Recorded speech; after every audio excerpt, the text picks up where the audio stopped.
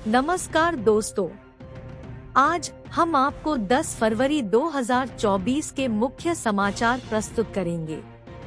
कृपया नीचे कमेंट करके बताएं कि आप किस क्षेत्र से हिमाचल न्यूज सुन रहे हैं। हिमाचल के विकास, पर्यटन और सामाजिक क्षेत्र की ताज़ा जानकारी के लिए हमारे चैनल को सब्सक्राइब करें और अपडेट के लिए हमें फॉलो करें। इन खबरों को अधिक लोगों तक पहुंचाने के लिए कृपया हमारा कंटेंट शेयर करें। उप मुख्यमंत्री मुकेश अग्निहोत्री की धर्मपत्नी सिम्मी अग्निहोत्री का निधन। उप मुख्यमंत्री मुकेश अग्निहोत्री की धर्मपत्नी प्रोफेसर सिम्मी अग्निहोत्री का दुखद निधन हो गया है। उन्होंने चंडीगढ़ ले जाते समय अंतिम सांस ली। उप मुख्यमंत्री मुकेश अग्निहोत्री ने देर रात 11:56 पर अपनी फेसबुक वॉल पर यह दुखद समाचार शेयर किया था। उन्होंने लिखा कि हमारी प्रिय सिम्मी अग्निहोत्री हमारा और आस्था का साथ छोड़कर चली गई। इसके साथ ही पूरे क्षेत्र में शोक की लहर दौड़ गई। प्राप्त जानकारी के अनुसार शुक्रवार को गोंदपुर जयचंद में अपने निवास पर उनकी तबीयत अचानक खराब हो गई, जिसके बाद उन्हें चिकित्सकीय सहायता दी गई। वही गंभीर हालत को देखते हुए देर शाम चंडीगढ़ ले जा रहे थे तो रास्ते में ही उन्होंने दम तोड़ दिया। गौरतलब है कि 12 फरवरी को उन्होंने बाथू में माता का जागरण रखा था, जिसकी तैयारी वह कर रही थीं और सभी व्यवस्था खुद देख रही थीं।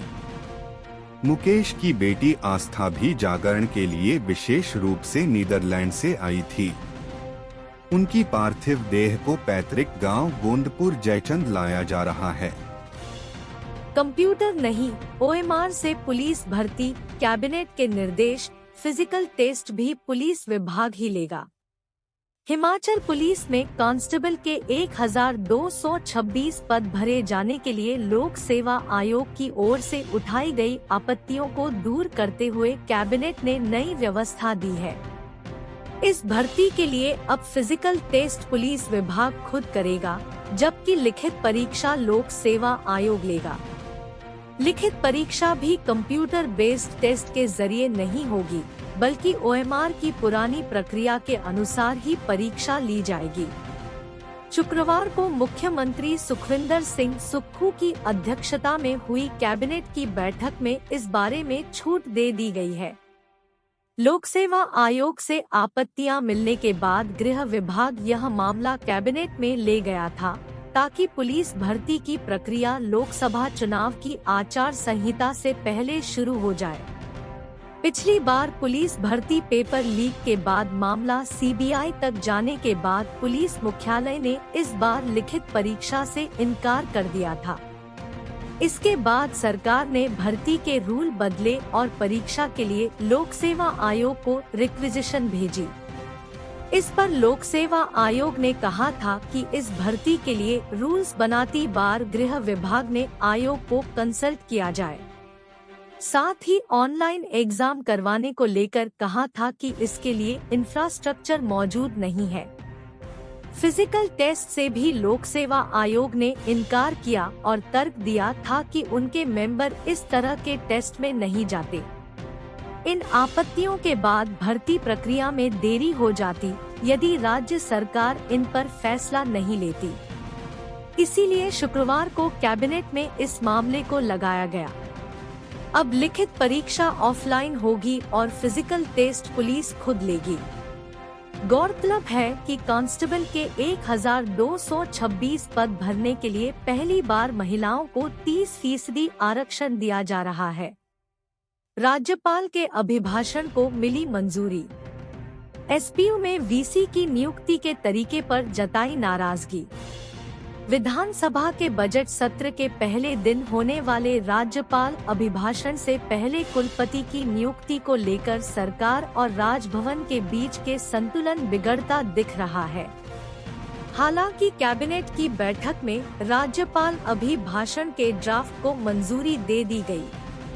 साथ ही विधानसभा सत्र के दूसरे दिन सदन में रखे जाने वाले सप्लीमेंट्री बजट के ड्राफ्ट को भी अनुमोदित कर दिया गया, लेकिन असल मुद्दा कुछ और भी था।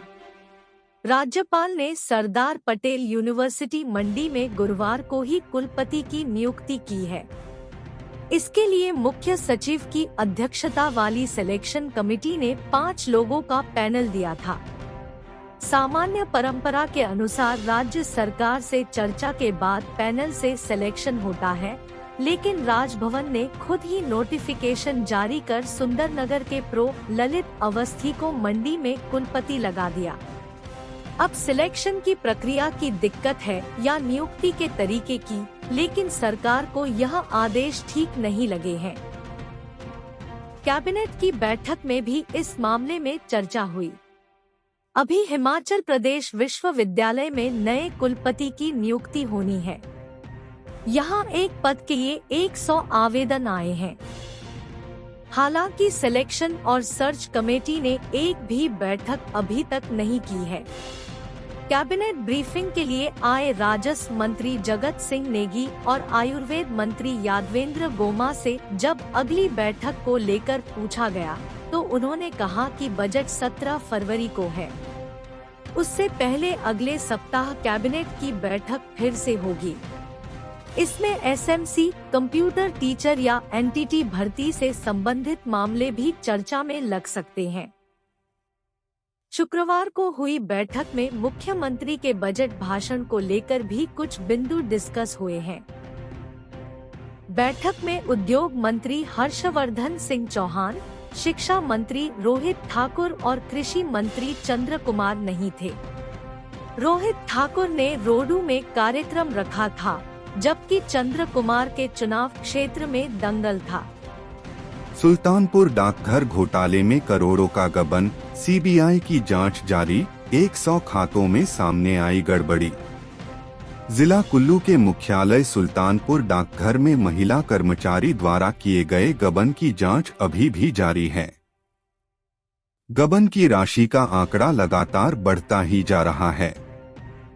अभी तक 6000 में से 3000 उपभोक्ताओं के खातों की जांच की जा चुकी है, जिसमें 135 खातों में गड़बड़ी सामने आई है। किसी से 50,000 तो किसी से 1 लाख से अधिक राशि का गबन सामने आया है। ऐसे में संभावनाएं जताई जा रही है कि गबन की राशि का आंकड़ा 1 करोड़ आंकड़ा पार हो सकता है, जबकि 80 लाख से अधिक की पुष्टि डाक विभाग अब तक कर चुका है। अभी खातों की जांच लगातार जारी है और विभाग ने उपभोक्ताओं से आग्रह किया है कि वह अपने खातों की जांच 1 महीने के भीतर करे, अन्यथा इस निर्धारित समय के बाद जिन खातों में गड़बड़ी पाई जाएगी तो उसके लिए विभाग जिम्मेदार नहीं होगा।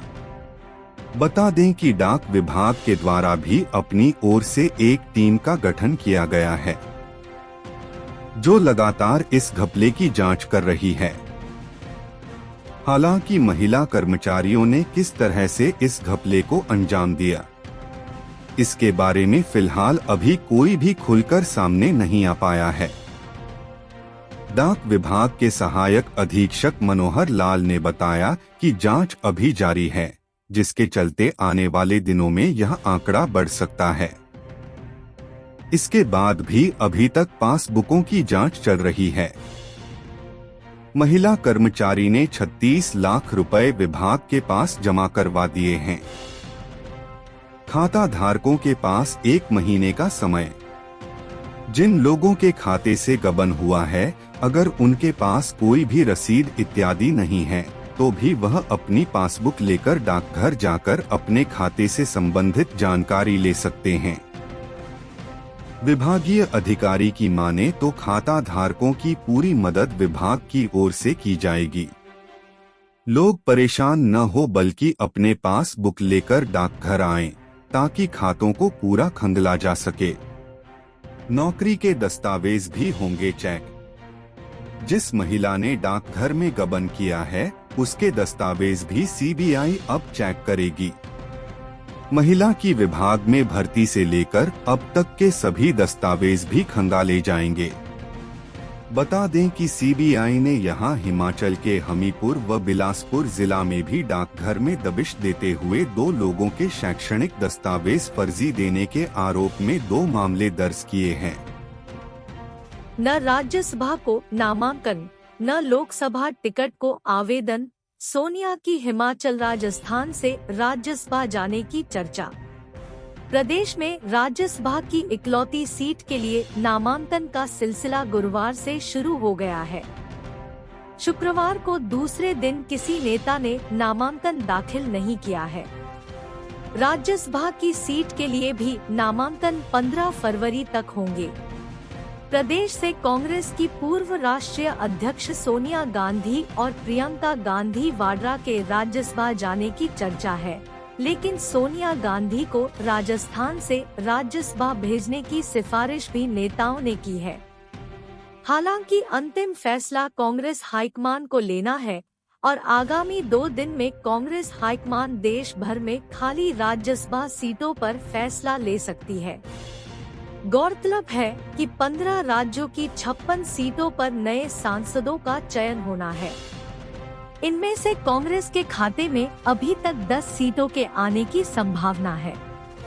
जो सीटें कांग्रेस के पास आ रही है, उनमें हिमाचल की भी एक सीट शामिल है। इसके अलावा राजस्थान, बिहार, महाराष्ट्र और मध्य प्रदेश से भी कांग्रेस को एक सीट मिल सकती है, जबकि तेलंगाना से 2 और कर्नाटक से 3 सीटें मिलने की संभावना है। सोनिया गांधी के इस बार राज्यसभा में जाने की संभावना ज्यादा है। सोनिया गांधी राजस्थान का चुनाव लड़ती है, तो हिमाचल से प्रियंका गांधी वाड्रा को कांग्रेस हाईकमान राज्यसभा भेज सकती है। कांग्रेस प्रदेशाध्यक्ष प्रतिभा सिंह ने कहा है कि कांग्रेस हाईकमान जल्द ही राज्यसभा सीट पर फैसला लेगी।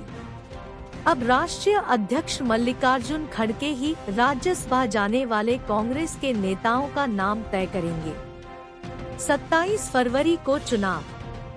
राज्यसभा चुनाव के लिए नामांकन पत्र दाखिल करने की अंतिम तिथि 15 फरवरी है, जबकि नामांकन पत्रों की समीक्षा 16 फरवरी होगी। नाम वापस लेने की अंतिम तिथि मंगलवार 20 फरवरी तय की गई है। मतदान की तिथि मंगलवार 27 फरवरी निर्धारित है।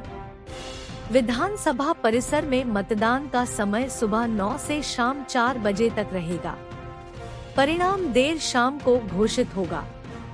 मतगणना 27 फरवरी मंगलवार के दिन सायं 5 बजे होगी, जबकि निर्वाचन की पूरी प्रक्रिया 29 फरवरी को होगी।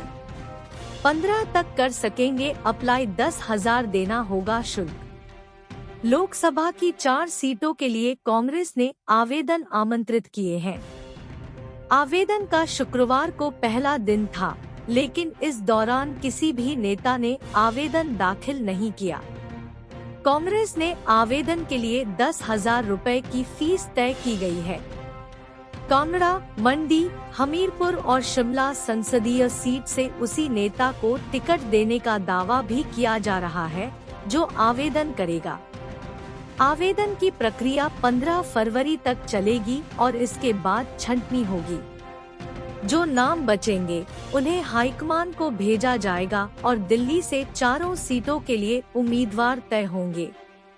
प्रदेशाध्यक्ष प्रतिभा सिंह ने चुनाव लड़े के इच्छुक नेताओं से आवेदन भेजने का आह्वान किया है, जबकि मुख्यमंत्री सुखविंदर सिंह सुक्खू पहले ही कह चुके हैं कि प्रदेश में जीत की क्षमता रखने वालों को ही टिकट मिलेगी। लोकसभा चुनाव को बनाया central war room. Akhil Bharatiya Congress committee की मंजूरी के बाद किया गठन। लोकसभा चुनाव के मद्देनजर कांग्रेस ने सेंट्रल वार रूम गठन कर लिया है। अखिल भारतीय कांग्रेस कमेटी की मंजूरी के बाद सेंट्रल वार रूम बनाया गया है। सेंट्रल वार रूम में 16 पदाधिकारी शामिल किए गए हैं और इन सभी को अलग अलग जिम्मेदारी सौंपी गई है। सबसे बड़ी जिम्मेदारी हरिकृष्ण हिमराल को मिली है। उन्हें प्रदेश सरकार और अखिल भारतीय कांग्रेस कमेटी के बीच समन्वय स्थापित करने का दायित्व मिला है। हिमराल लोकसभा चुनाव तक समन्वयक की भूमिका निभाएंगे। इनके अलावा तरुण पाठक विधि मामलों का समन्वय करेंगे। Captain SK. सहगल विभागीय समन्वयक, चंद्रमोहन एडवोकेट चुनाव आयोग और प्रशासनिक समन्वयक, नितिन राणा सोशल मीडिया समन्वयक, GS तोमर को मीडिया समन्वयक नियुक्त किया गया है। कांग्रेस ने चारों लोकसभा सीटों में बलदेव ठाकुर को शिमला, वीरेंद्र जसवाल को कांगड़ा, त्रिलोक सूर्यवंशी और अतुल शर्मा को मंडी, विक्रम शर्मा, हार्दिक शर्मा और रणदीप ठाकुर को हमीरपुर में समन्वयक तैनात किया है, जबकि विवेक शर्मा को विधि और प्रशासनिक और देवेंद्र शर्मा व विनय मेहता को विधि विभाग में समन्वय लगाया गया है। इस संबंध में आदेश सेंट्रल वार रूम के अध्यक्ष अमित पाल सिंह ने जारी किए हैं। चुनाव के खर्च का नहीं दिया हिसाब, अब 3 साल नहीं लड़ पाएंगे चुनाव। प्रदेश निर्वाचन विभाग ने विधानसभा चुनाव का हिसाब न देने पर विधानसभा के 3 प्रत्याशियों पर दंडित किया है। निर्वाचन विभाग ने आगामी चुनाव के लिए इन तीनों उम्मीदवारों पर प्रतिबंध लगा दिया है। यह सभी उम्मीदवार अब 3 साल के लिए कोई भी चुनाव नहीं लड़ पाएंगे। इस संबंध में आदेश मुख्य निर्वाचन अधिकारी मनीष गर्ग ने जारी किए हैं। उन्होंने बताया कि सुंदरनगर विधानसभा क्षेत्र से रणविजय सिंह, टेक चंद और हेतराम, जबकि मंडी विधानसभा क्षेत्र से संजय कुमार ने विधानसभा का चुनाव लड़ा है, लेकिन चुनाव के दौरान खर्च की गई धनराशि का कोई भी ब्यौरा सार्वजनिक नहीं किया। उन्होंने बताया कि चुनाव की तारीख से आगामी 30 दिनों में सभी उम्मीदवारों को खर्च का ब्यौरा सार्वजनिक करना पड़ता है।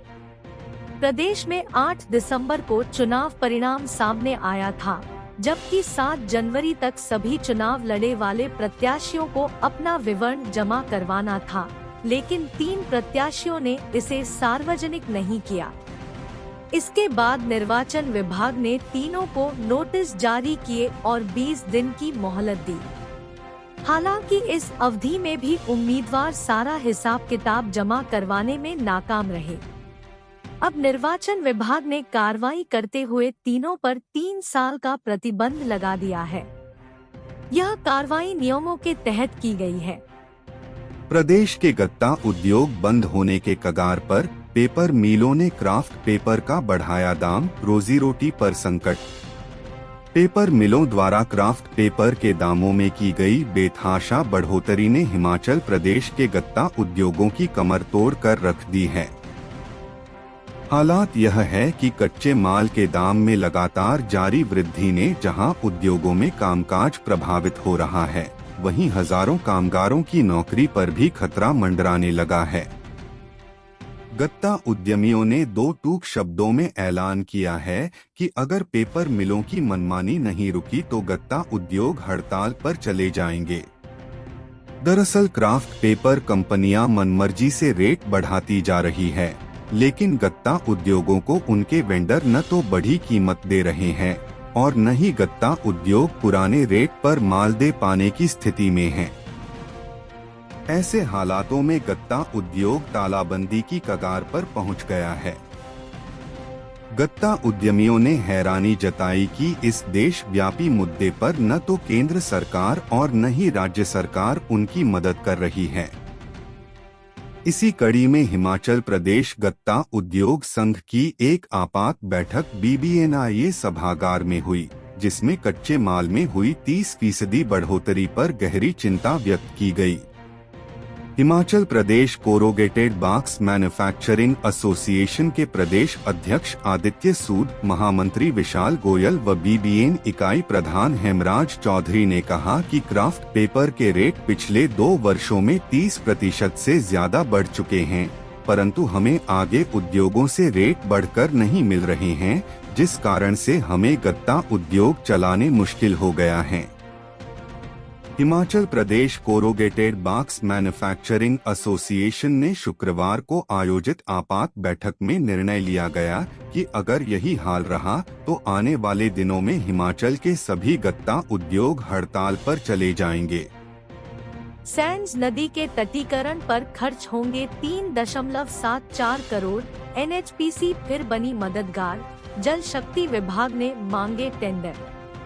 सैंज नदी में गत वर्ष जुलाई माह में आई भयंकर बाढ़ से प्रभावित हुए पिन पार्वती नदी के आसपास बसे ग्रामीणों को प्रदेश सरकार की ओर से सौगात वाली खबर मिली है। सैंज से लेकर बिहाली तक नदी के आसपास के तटों पर फ्लड प्रोटेक्शन एवं तटीकरण के कार्यों का रास्ता साफ हो गया है। प्रदेश जल शक्ति विभाग ने तटीकरण की तमाम प्रक्रिया पूरी कर निर्माता एजेंसियों से विज्ञापन के जरिए टेंडर आमंत्रित किए हैं। जल शक्ति विभाग मंडल लारजी के कार्यालय में तैनात अधिशासी अभियंता रविंद्र कुमार शर्मा ने बताया कि 3 करोड़ 74 लाख के बजट से सैंज नदी का तटीकरण किया जाएगा, जबकि विभाग ने इस संबंध में इच्छुक ठेकेदारों से ऑनलाइन टेंडर आमंत्रित किए हैं। करोड़ों रुपए के इस बजट से सैंज नदी के आर पार नदी का उद्धार, सुरक्षा दीवारें, क्रेट वायर के अलावा अन्य तरह के विभिन्न निर्माण कार्य किए जाएंगे। अधिशासी अभियंता ने बताया कि भूमि पुनर्ग्रहण के अलावा लोगों के कृषि क्षेत्र में यह योजना कारगर साबित होगी। उल्लेखनीय यह भी है कि ऊर्जा सेक्टर की नवरत्न कंपनी NHPC इसके लिए मददगार बनी है तथा NHPC ने नदी के तटीकरण को 3 करोड़ 72 लाख रुपए का बजट जारी किया है, जिसके चलते सैंज घाटी में नदी किनारे बसे गांवों व बाढ़ प्रभावित क्षेत्र का कायाकल्प होने जा रहा है। पार्वती परियोजना चरण 3 के ग्रुप महाप्रबंधक प्रकाश चंद ने बताया कि NHPC ने सामाजिक कार्यों के प्रति अपनी जिम्मेदारी निभाते हुए पूर्व में पुल व अन्य कार्य हेतु 9 करोड़ 40 लाख रुपए की धनराशि जारी की है। वहीं सैंज नदी के आसपास बसे ग्रामीणों की समस्याओं को देखते हुए पिन पार्वती नदी को तटीकरण हेतु 3 करोड़ 72 लाख की स्वीकृति दी है। इस बजट से सैंज से लेकर बिहाली तक नदी किनारे बाढ़ से प्रभावित हुए तमाम निर्माण कार्य होने चाहिए। चैनलाइजेशन से बाढ़ का खौफ खत्म। प्रोजेक्ट के धरातल पर उतरते ही बाढ़ का खौफ समाप्त हो जाएगा। बरसात के दिनों में सैंज नदी संवेदनशील व गुस्सैल मानी जाती है और भारी तबाही के साथ लोगों की उपजाऊ जमीन, बाग बागीचे व भूमि कटाव के अतिरिक्त मृदा अपरदन करती है।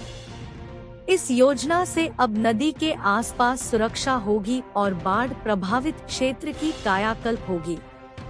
जल शक्ति विभाग ने अपनी औपचारिकताएं पूरी कर नदी के तटीकरण के टेंडर आमंत्रित किए हैं। बद्दी में परफ्यूम कंपनी से हटाया वेस्ट केमिकल, शिवालिक ठोस कचरा प्रबंधन संयंत्र नालागढ़ ने संभाला मोर्चा। शिवालिक ठोस कचरा प्रबंधन संयंत्र नालागढ़ ने NR अरोमा परफ्यूम फैक्ट्री के भीतर पड़े केमिकल वेस्ट को हटाने की प्रक्रिया शुरू कर दी है।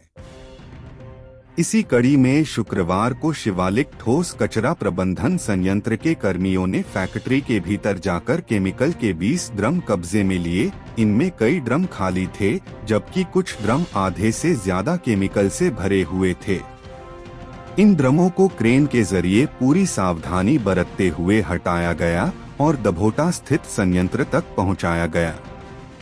इन केमिकल वेस्ट को पूर्व संसाधित करते हुए ईंधन में परिवर्तित किया जाएगा, जिसे सीमेंट कारखानों में भट्टियों में उपयोग के लिए भेजा जाएगा। शिवालिक ठोस कचरा प्रबंधन संयंत्र के कर्मी शनिवार को भी फैक्ट्री से केमिकल वेस्ट हटाने में जुटे रहेंगे और संभावना है कि अगले 1-2 दिन में फैक्ट्री परिसर से केमिकल वेस्ट को पूरी तरह से हटा दिया जाएगा। इसके बाद फैक्ट्री के असुरक्षित हिस्सों को गिराते हुए 5 लापता कामगारों की तलाश में दोबारा से सर्च ऑपरेशन शुरू कर दिया जाएगा। विगत 2 फरवरी को हुए इस भीषण अग्निकांड के बाद अभी तक भी 5 कामगारों का सुराग नहीं लग पाया है। फैक्ट्री परिसर में सर्च ऑपरेशन बीते 4 दिन से ठप है।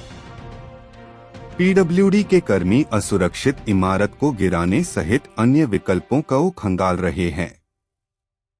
यहाँ उल्लेखनीय है कि औद्योगिक कस्बे बरोटीवाला के तहत झाड़माजरी स्थित परफ्यूम फैक्ट्री में CFSL की सैंपलिंग पूरी होने के बाद शुक्रवार से फैक्ट्री के भीतर पड़े केमिकल वेस्ट को सुरक्षित तरीके से ठिकाने लगाने का काम शुरू हो गया है। पहले दिन 20 ड्रम कब्जे में लिए गए, जिनका दभोटा स्थित संयंत्र में वैज्ञानिक निपटान किया जा रहा है। SDM नालागढ़ दिव्यांशु सिंगल ने बताया कि फैक्ट्री परिसर के भीतर पड़े केमिकल वेस्ट को हटाने की कवायद शुरू कर दी गई है। यह कवायद शनिवार को भी जारी रहेगी। 500 रुपए दो और नवोदय का पेपर लो, लोगों को फंसा रहे शातिर, गूगल पे से पैसे देने के बाद पेपर भेजने का दावा। 500 रुपए दो और नवोदय विद्यालय का पेपर ले लो। पेपर बेचने वाला गिरोह एक बार फिर से सक्रिय हो गया है।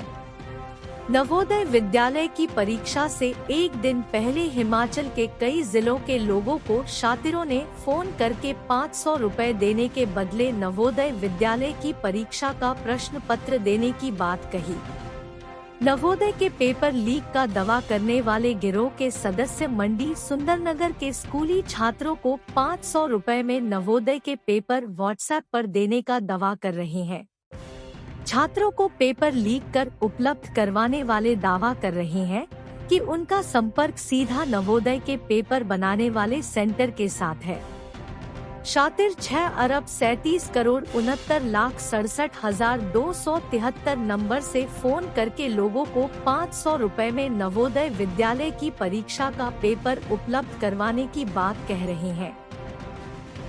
शातिर दावा कर रहे हैं कि उन्होंने अहमदाबाद से पेपर उपलब्ध करवाया है और शाम 6 बजे तक ही पेपर बेचेंगे। शातिर दावा कर रहे हैं कि उन्होंने अब तक 400 से अधिक लोगों को पेपर बेचा है। अगर पेपर चाहिए तो जल्दी से 500 रुपए गूगल पे कर आपके व्हाट्सएप पर पेपर अपने आप सेंड हो जाएगा। इतना ही नहीं, शातिरों ने ये भी दावा किया है कि वह हर साल परीक्षा से एक दिन पहले पेपर बेचते हैं। परीक्षा से दिन पहले ठग गिरोह सक्रिय। नवोदय में एंट्रेंस का पेपर होना है।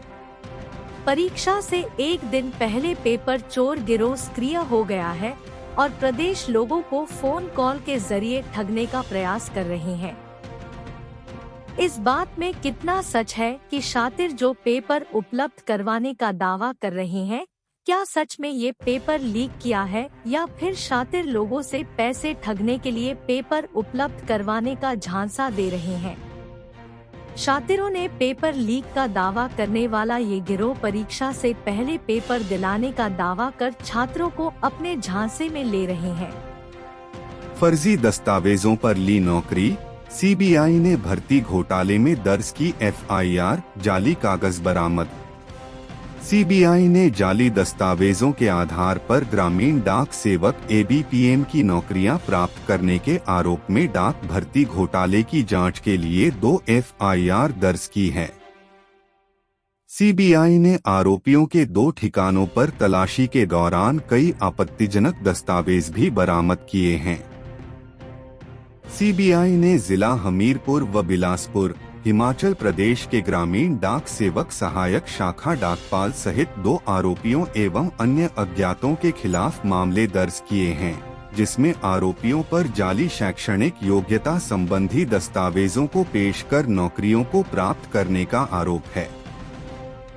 ये मामले डाक भर्ती घोटाले के मामले में CBI द्वारा पूर्व में दर्ज किए गए 2 मामलों के अतिरिक्त हैं, जिनमें जाली शैक्षणिक दस्तावेजों प्रमाण पत्र पेश करके इन नौकरियों को प्राप्त करने के आरोप शामिल हैं।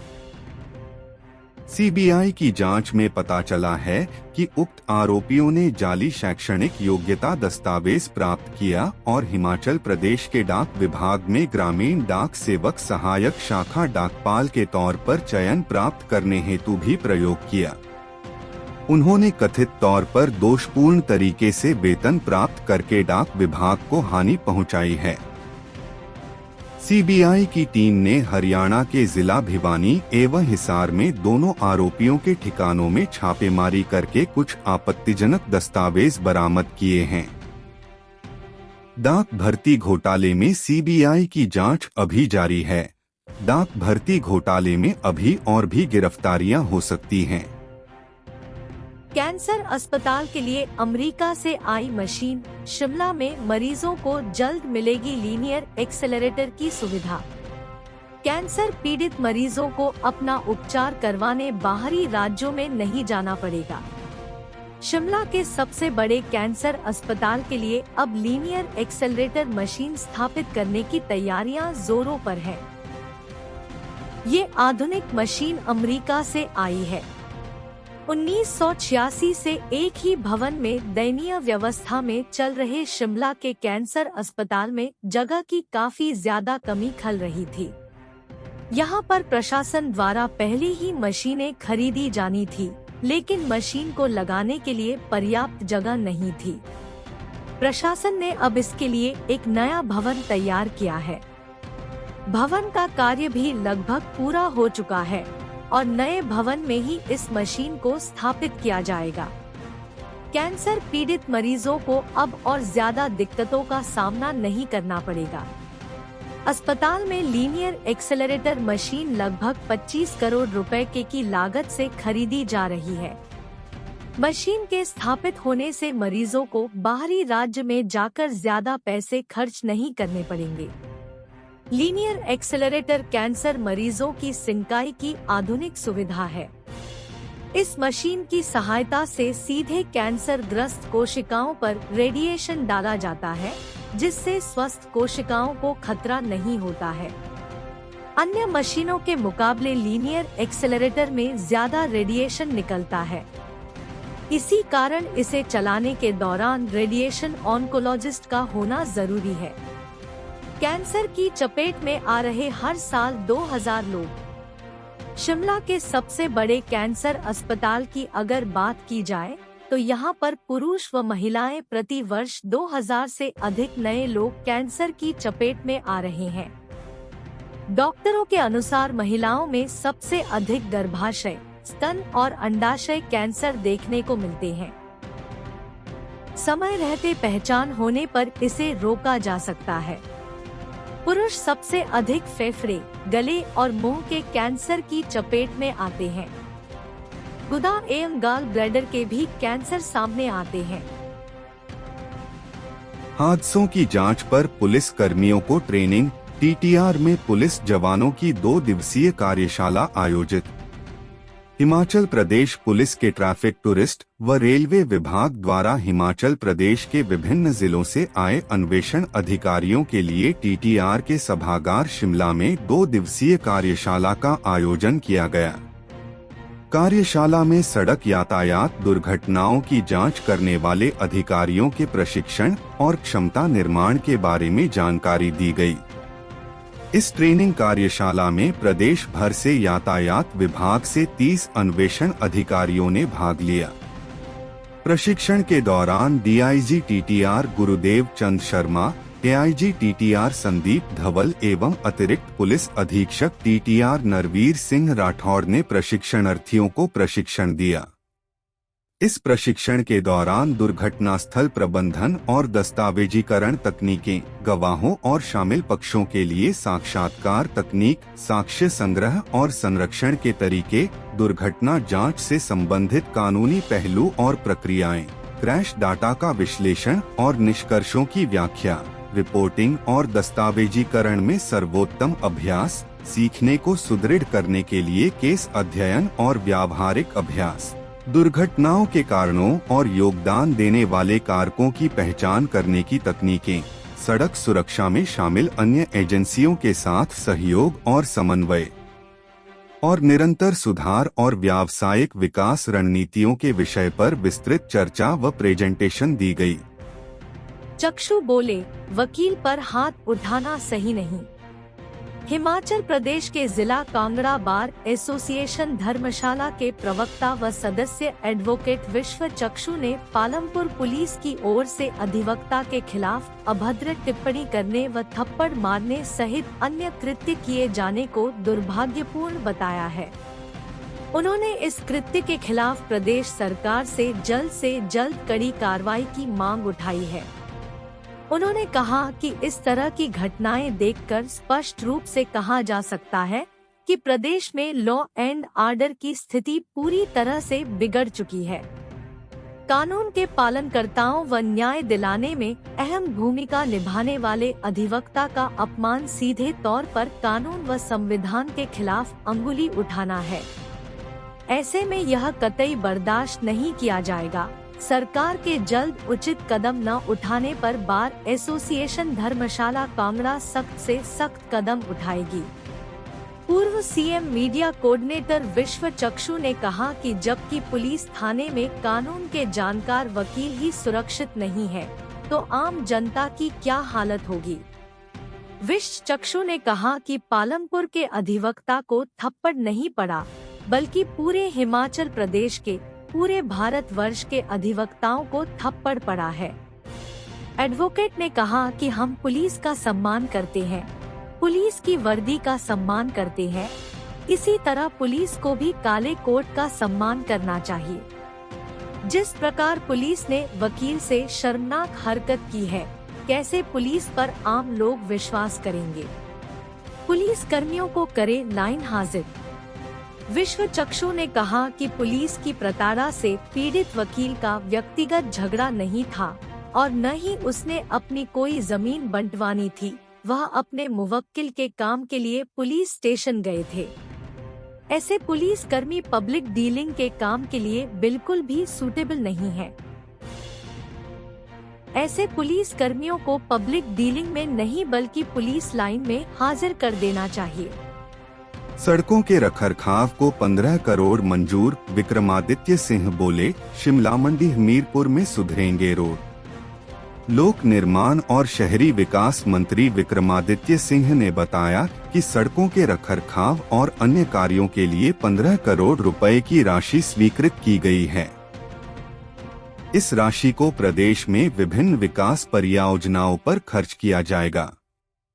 उन्होंने बताया कि इसके तहत हमीरपुर जिला में बागछाल से तलाई वाया कलोल सड़क के लिए 3 करोड़ रुपए स्वीकृत किए गए हैं।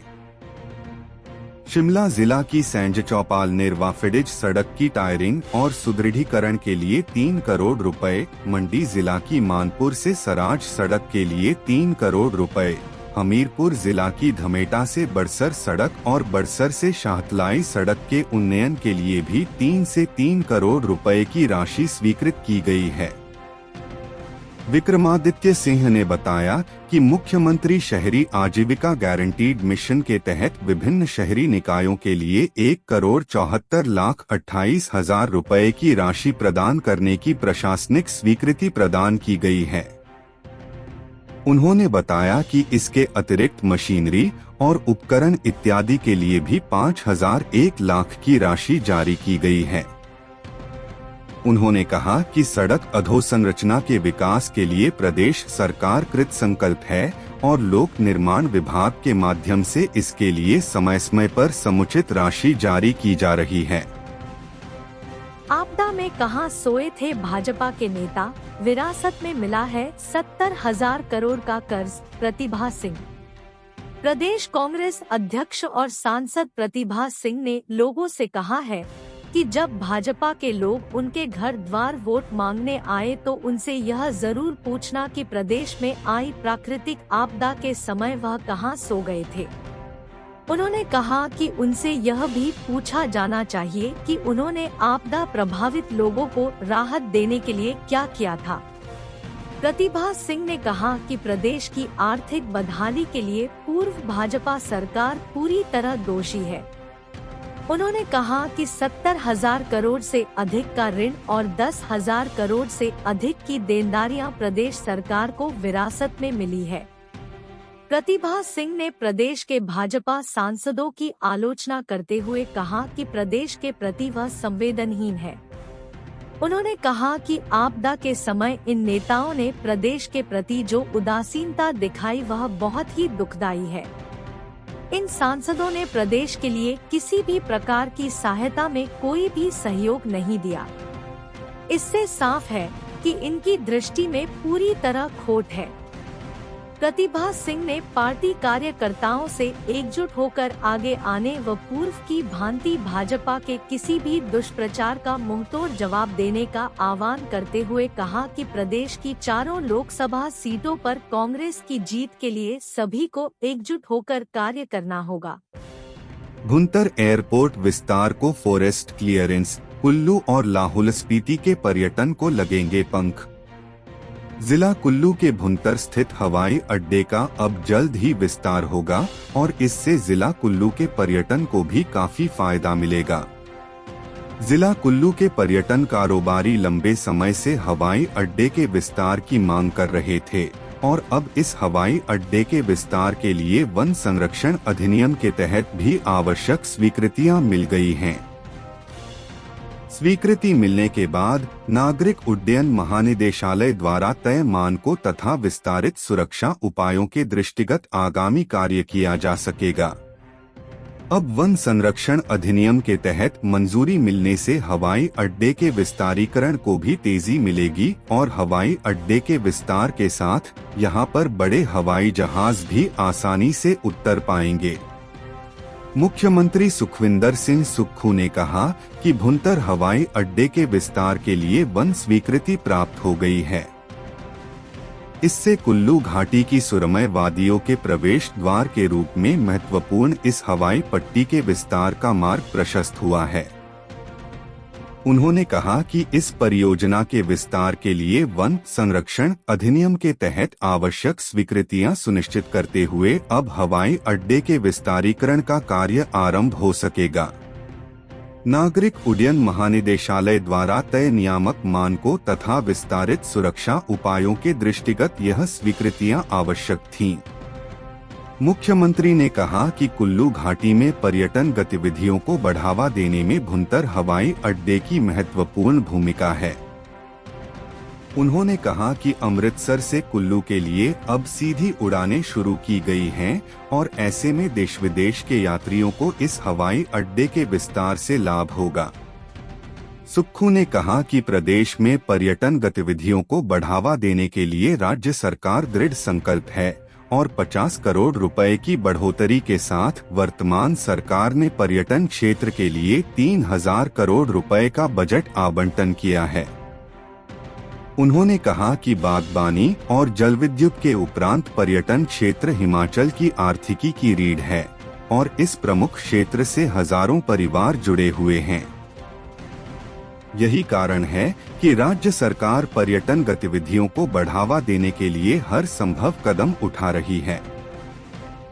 इसके तहत आधारभूत ढांचे को मजबूत करते हुए प्रदेश में पर्यटकों के भ्रमण व ठहराव को यादगार बनाने के लिए उन्हें उत्कृष्ट सुविधाएं प्रदान की जा रही हैं। मुख्यमंत्री ने कहा कि राज्य सरकार ने हिमाचल में प्रतिवर्ष 5 करोड़ पर्यटकों को आकर्षित करने का लक्ष्य रखा है। इस दिशा में प्रदेश सरकार द्वारा प्रभावी कदम उठाए जा रहे हैं। राजधानी में दरक रही जमीन, अब बेमलोई कनलोक सड़क धंसी, शिमला में तीसरी घटना। राजधानी शिमला में बरसात के दौरान भूस्खलन से हुई भारी तबाही के बाद अब बिना बरसात भी जमीन दरक रही है। जिन जिन स्थानों पर सड़कों पर दरारें पड़ी थी, वहां अब सड़क गिर रही है। राजधानी शिमला के बेमलोई से कनलोक के लिए जाने वाली सड़क फिर से धंस गई है। बरसात के दिनों में यहां भूस्खलन होने से बाईपास पर गाड़ियों का शोरूम भी खतरे में आ गया था। उस समय वह वीडियो काफी वायरल हुआ था। डंगे लगाकर इस सड़क को जैसे तैसे बहाल किया गया था, जो अब फिर से गिर गई है। इससे पहले 16 मील में पहाड़ी दरकने के कारण एक भवन जमींदोज हो गया था और धामी कॉलेज में दरारें आ गई है। इसके बाद अश्वनी खड़की रोड में क्रशर के शेड दबने से 2 मजदूरों की मौत हो गई थी। अब यह तीसरी घटना है। हम अपने राज्य के विकास में योगदान देने में गर्व महसूस करते हैं और हमें उम्मीद है कि आने वाले दिनों में हमें और भी अच्छी खबरें मिलेंगी। इन खबरों को अधिक लोगों तक पहुंचाने के लिए कृपया हमारा कंटेंट साझा करें। हमारे चैनल को सब्सक्राइब करें और अपडेट के लिए हमें फॉलो करें। इसके अलावा बेझिझक अपने विचार कमेंट्स में साझा करें। आपका सहयोग हमें और भी बेहतर काम करने में मदद करेगा। धन्यवाद।